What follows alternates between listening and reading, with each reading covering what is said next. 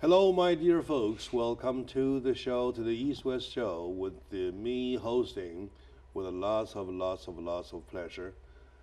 Jack Shaw's my name. East-West is the show, except that once again I caught another cold. I feel all right today.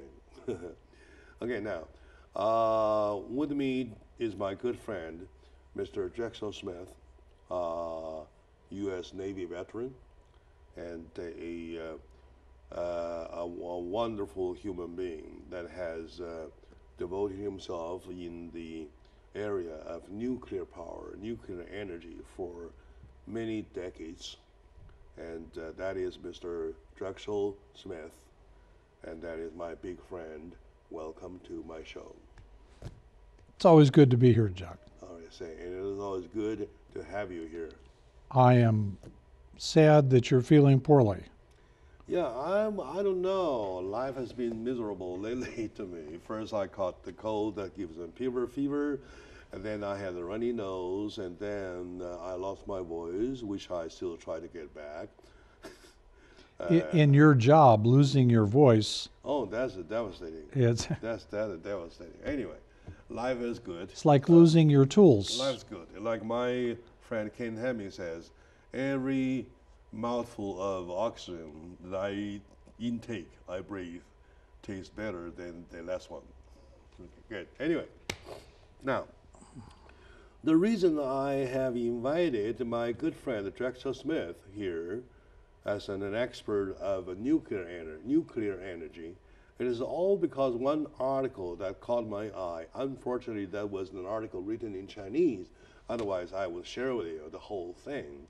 However, the essentials of that article, I just picked them up, and I showed it to my friend Drexel Smith, asking for answer, if not resolutions, or highlights, right?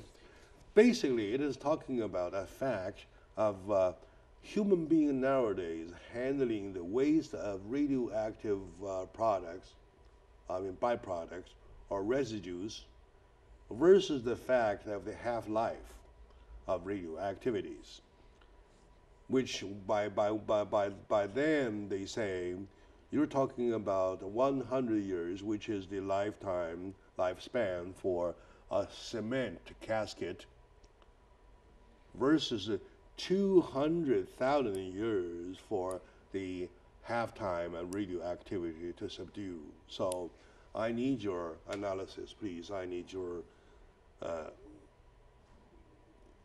scientific conclusion, please. Mm-hmm. As you know, I've had many sessions on your show talking about energy.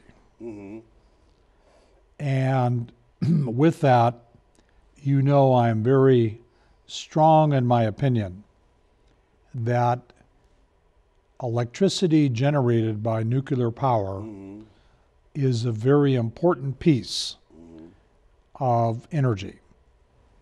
The idea of burning oil to make heat, to turn water to steam, to turn a turbine that makes electricity is a very big waste of the precious commodity oil. I see. Nuclear takes uranium through a process to enrich it and uses a nuclear process to generate heat. And then it heats water, turning it to steam and making electricity. The difference is we get a tremendous amount of heat out of a very small volume Yeah, you're right. of nuclear uranium. So let's begin at the beginning. Uranium is mined as an ore, plentiful in many countries, and we process it to enrich it to have eliminate some of the byproducts. And what we end up with, Jack, is a pellet We call it a pellet. Pellet. Pellet.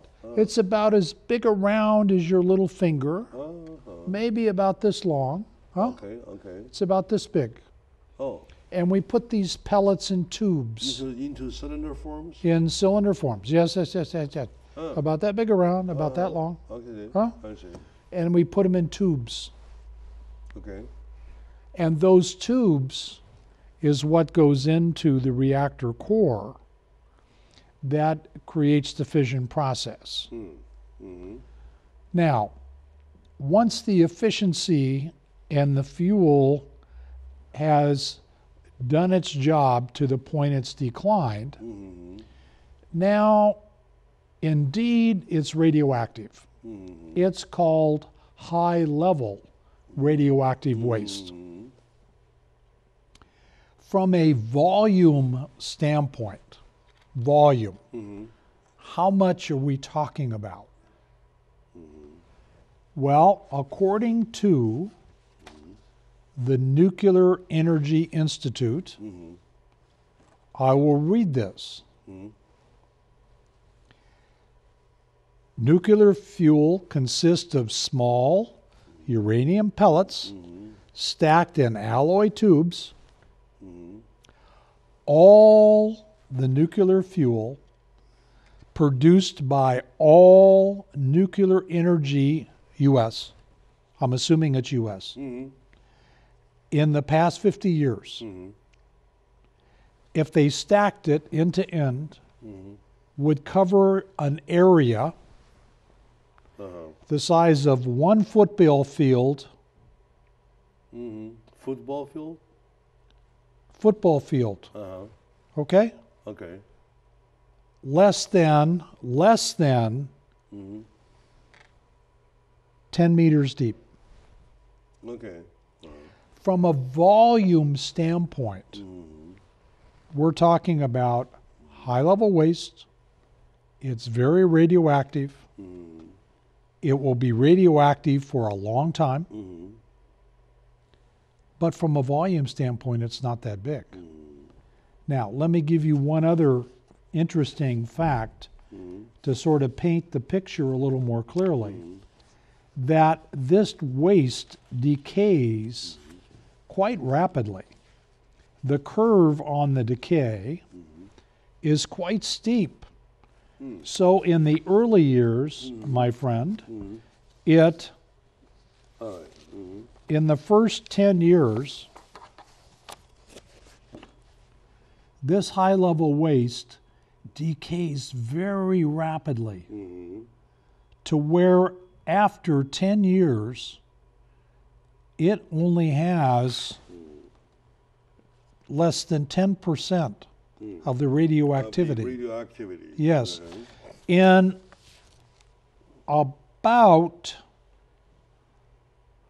50 years, it has 0.1%. On 1/10 In 50 years. Okay? In 1,000 years, we're now getting closer to the level of radioactivity of when it was mined as when uranium. it was in the core form. Yes. So the answer is yes. It produces waste. Okay. Yes, it has to be managed. And in the United States, it's been a political problem to solve the waste management, not a technical problem. Okay? Well, why political? Now, it's being stored today in pools, water pools, at the power stations, and this is what they look like. All right. Okay. This is a pool where these fuel rods are taken out, and they're stored in this water pool that minimizes the heat and allows the generation to go down. So remember the curve in that first 20 years? Woof. Very steep. It's happening right here. So when it gets to the storage element, it has already decayed considerably.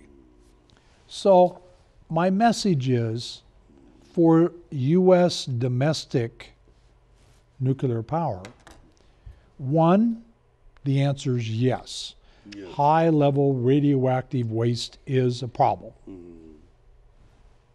Period. And, It's being managed. and then can be managed, and it is being managed. Secondarily, the volume, the amount we're talking about is relatively small. Now, what makes it bigger is we store this waste when we take it out of the pool in a cask that is lined with lead. Yeah, they call it gasket, yeah. Okay? These casks are lined with lead, then concrete, and then steel. So the idea that concrete decays at a faster rate than what's being stored is sort of misleading you because it's not giving you the design of the cast properly because they're lead lined and the lead keeps the radiation from emitting. So you have a relatively small volume of fuel, Jack, but the shipping casks are big. They're big because of the lead and the concrete and the steel. Layer after layer after Yeah, layer, so all of a that sudden kind of thing, right? we're storing these casks that are designed to ship, They're and now the buried- they're volume buried gets much bigger. underground, right? Well, the plan 40 years ago was to design to bury them underground Deep. in very deep in a salt deposit or other geologic deposit where it made sense. And through a very lengthy process, they chose Yucca Mountain in Nevada, partly because it had already been contaminated by nuclear testing. But let me move to another part of the topic. Yeah, let me call in for a segment, and when we come back, we'll move to another one. And this analysis I found very helping to me, because while hearing you, I started to figure out where the writer of the article stands.